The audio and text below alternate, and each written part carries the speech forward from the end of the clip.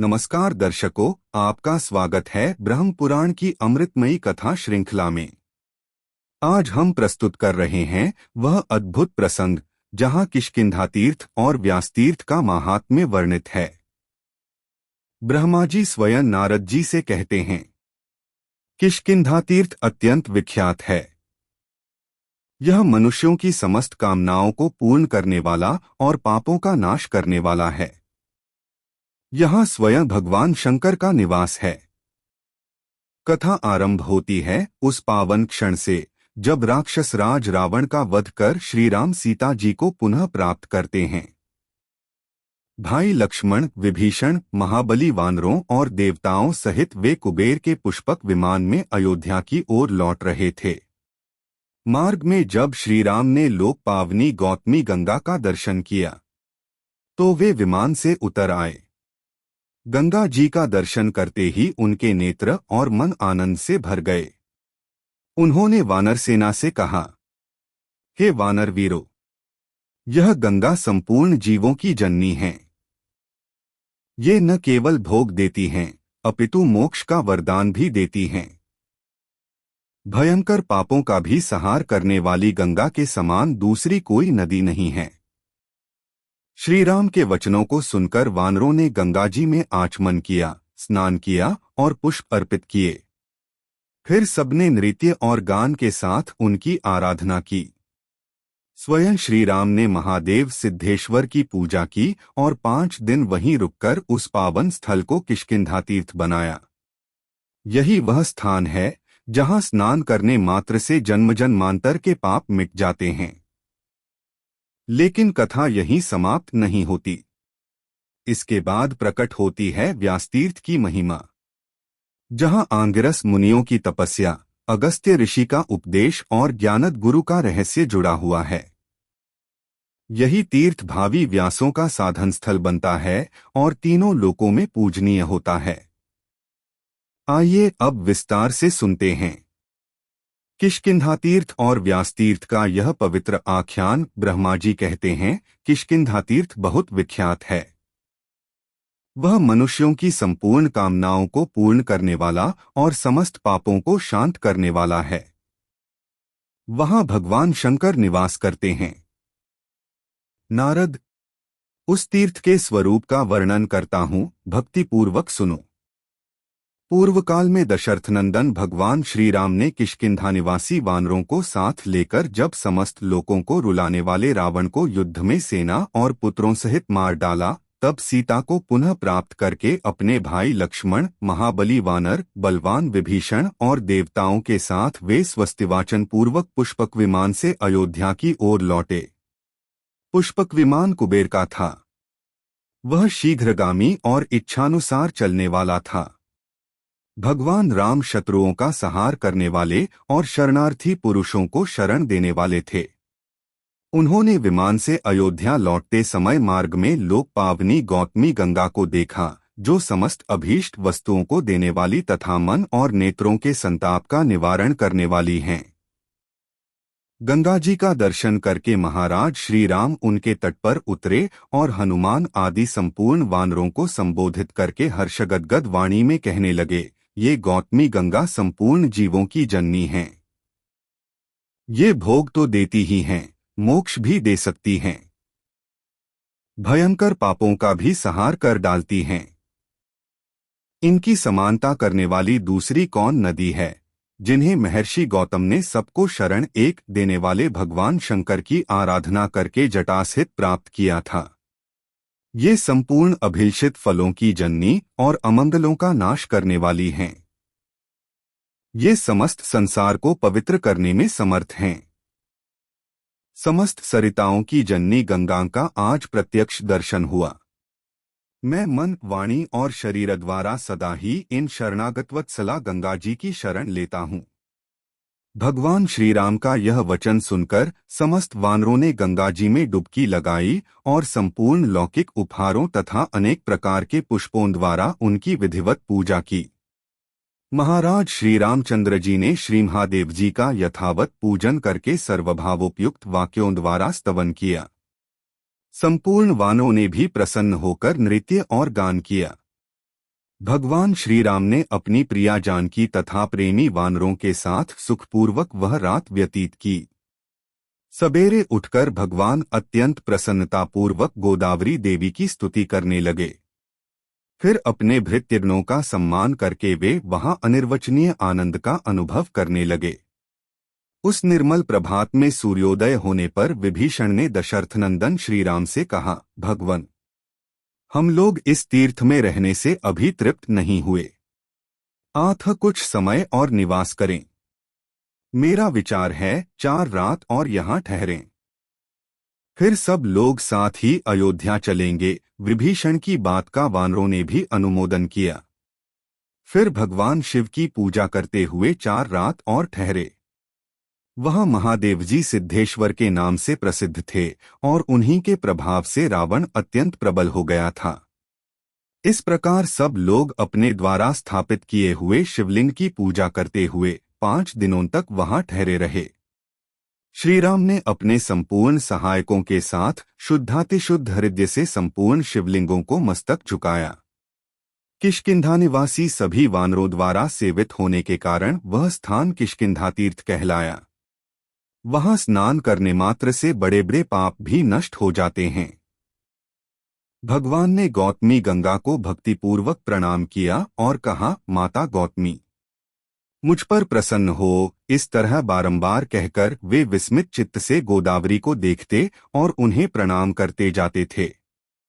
तब से विद्वान पुरुष उस पुण्यमय तीर्थ को किष्किंधा तीर्थ कहने लगे। जो इस प्रसंग का पाठ, स्मरण अथवा भक्तिपूर्वक श्रवण करता है, उसके पाप को भी यह तीर्थ हर लेता है। फिर जो लोग वहां स्नान और दान करते हैं, उनके लिए तो कहना ही क्या है। उसके बाद व्यास तीर्थ और प्राचित्स तीर्थ हैं। उनका माहात्म्य बतलाता हूं, सुनो। मेरे 10 मानस पुत्र हुए, जो जगत की सृष्टि करने वाले थे। वे पृथ्वी का अंत कहाँ है, इस बात का पता लगाने के लिए चले गए। तब मैंने पुनः अन्य पुत्रों को उत्पन्न किया, किंतु वे भी अपने भाइयों की खोज करने के लिए चले गए। जो पहले के गए थे, वे तो गए ही थे, ये भी लौटकर नहीं आए। उस समय परम बुद्धिमान दिव्य आंगिरस नामक मुनि उत्पन्न हुए, जो वेद वेदांगों के तत्व को जानने वाले और संपूर्ण शास्त्र में प्रवीण थे। वे अंगिरा की आज्ञा से पिता को नमस्कार करके तपस्या के लिए उद्यत हुए। गुरुजनों में गौरव की दृष्टि से माता का स्थान सबसे ऊंचा है, तो भी माता से बिना पूछे ही आंगिरसों ने तपस्या करने का निश्चय कर लिया। इससे कुपित होकर माता ने अपने पुत्रों को शाप दिया, जो पुत्र मेरी अवहेलना करके तपस्या में प्रवृत्त हुए हैं, उन्हें किसी प्रकार सिद्धि नहीं प्राप्त होगी। आंगिरसों ने अनेकों देशों में जाकर तपस्या की, किंतु उन्हें कहीं भी सिद्धि न मिली। वे सब इधर उधर दौड़ते रहे, परंतु सभी स्थानों में कोई न कोई विघ्न आ जाता था। कहीं राक्षसों से, कहीं मनुष्यों से, कहीं युवती स्त्रियों से और कहीं अपने शरीर के ही दोष से तपस्या में विघ्न पड़ जाता था। इस प्रकार भटकते हुए सब आंगिरस तपस्वियों में श्रेष्ठ अगस्त्य जी के पास गए और उन्हें नमस्कार करके विनीत भाव से बोले, भगवन, हम अनेक उपायों से बारंबार प्रयत्न करते हैं, तो भी किस दोष से हमारी तपस्या सिद्ध नहीं होती। आप तपस्या में सबसे बढ़े चढ़े हैं, आथ कोई उपाय हो तो बताएं। ब्राह्मण, आप ज्ञानियों में भी ज्ञानी, वक्ताओं में भी श्रेष्ठ वक्ता, संयमी पुरुषों में भी सबसे अधिक शांत, दयावान, प्रियकारी, क्रोध शून्य तथा द्वेष से रहित हैं। आथ हमने जो पूछा है, उसे बताइए। जो अहंकारी, दयाहीन, गुरु सेवारहित, असत्यवादी और क्रूर हैं, वे तत्व को नहीं जानते। अगस्त्य ने थोड़ी देर तक ध्यान किया, उसके बाद उन सब लोगों से धीरे धीरे कहा, आप लोग शांतचित्त महात्मा हैं। ब्रह्मा जी ने आपको प्रजापति बनाया है। अब तक आप लोगों की तपस्या पूर्ण नहीं हुई, इसमें कोई न कोई कारण अवश्य है। आप लोग उस कारण का स्मरण करें। ब्रह्मा जी ने पहले जिन मानस पुत्रों को उत्पन्न किया था, वे चले गए और बहुत सुखी हुए, परंतु जो उनकी खोज में गए, वे ही फिर आंगिरस हुए हैं। वे ही आप लोग हैं, जो समय पाकर इस रूप में आए हैं। आप धीरे धीरे प्रयत्न करते रहें तो प्रजापति से भी बढ़ चढ़कर हो जाएंगे, इसमें तनिक भी संदेह नहीं है। यहाँ से तपस्या करने के लिए आप त्रिभुवन पावनी गंगा के तट पर जाएं। संसार में शिववल्लभा गंगा के सिवा दूसरा कोई सिद्धि का उपाय नहीं है। वहाँ पावन प्रदेश में आश्रम के भीतर ज्ञानद गुरु की पूजा करें। वे आप लोगों के सब संशयों का निवारण करेंगे। तब आंगिरसों ने महर्षि अगस्त्य से पूछा, ज्ञानद किसको कहते हैं? ब्रह्मा, विष्णु, महेश, आदित्य, चंद्रमा, अग्नि और वरुण में कौन ज्ञानद है? अगस्त्य जी ने फिर कहा, ज्ञानद का स्वरूप बतलाता हूँ, सुनो। जो जल है वही अग्नि है, जो अग्नि है वही सूर्य कहलाता है, जो सूर्य है वही विष्णु है, और जो विष्णु है वही सूर्य, जो ब्रह्मा हैं वही रुद्र हैं, जो रुद्र हैं वही सब कुछ हैं। इस प्रकार जिसको एक की सर्वरूपता का ज्ञान हो उसी को ज्ञानद कहते हैं। देशिक, प्रेरक, व्याख्याकार, उपाध्याय और शरीर का जनक आदि बहुत से गुरु हैं, किंतु उनमें जो ज्ञानदाता गुरु है सबसे बड़ा है।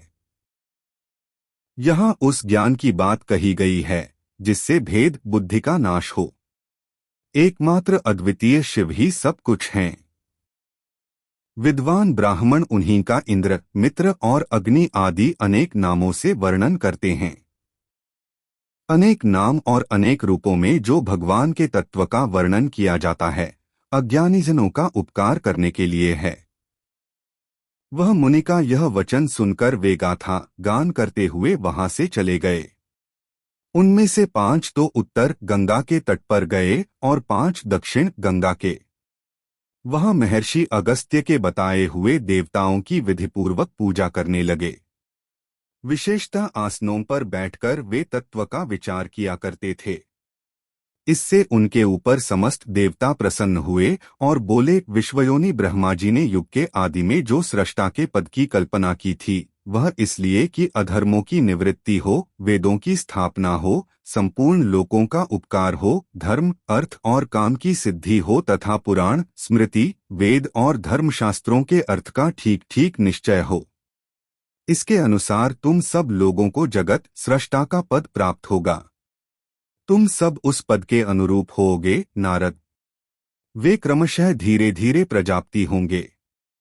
जब अधर्म बढ़ेगा, वेदों का पराभव होगा और उन पर संकट आएगा, उस समय वेदों का उद्धार करने के लिए वे भावी व्यास होंगे।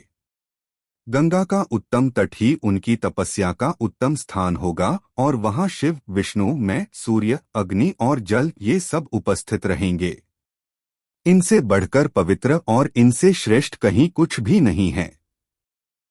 केवल परब्रह्म ही इन सबके आकारों में प्रकट हुआ है। सर्वस्वरूप शिव जो व्यापक तथा संपूर्ण भाव पदार्थों का रूप धारण करने वाले हैं, समस्त प्राणियों पर कृपा करने के लिए उस तीर्थ में विशेष रूप से रहते हैं।